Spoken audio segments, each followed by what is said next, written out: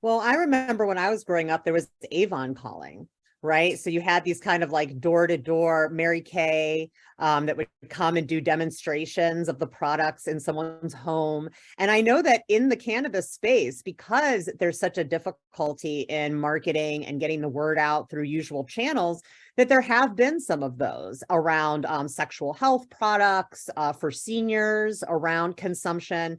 So do you think that there's an opportunity for more of like a peer-to-peer kind of in-person network of people to educate around the benefits of cannabinoid-based skincare?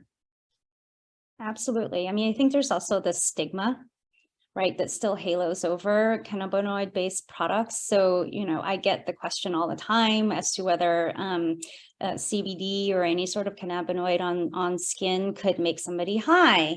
And that is it's just very telling in terms of more authoritative voices and people in those credentialed in leadership positions being able to speak out very informatively and with a lot of science-backed data as to what it is these molecules actually do or don't do, like get you high, right?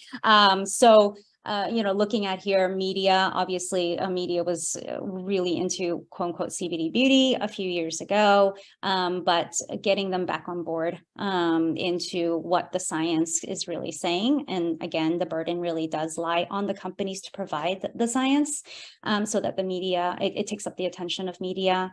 Having retailers, right? Whether they be dispensaries looking at potentially offering more CBD type of products as well. And then also medical professionals, right? Of course, medical professionals are, you only have a small selection of them really believing in the potential of cannabinoids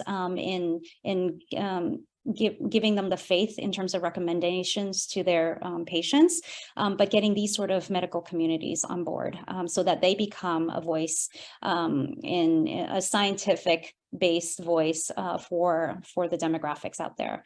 And then, when it comes to social media influencers and bloggers, this overlaps, right? There are a lot of medical professionals that are social media influencers and bloggers. And finding that platform for them will be really, really important. Until that stigma is gone, I think a lot of these platforms will continue to censor. But Meta just accepted a bunch of sexual wellness words, right? There was a big campaign on behalf of a few key sexual wellness companies to lobby for the easing of some of these censorship rules or algorithms on their platforms.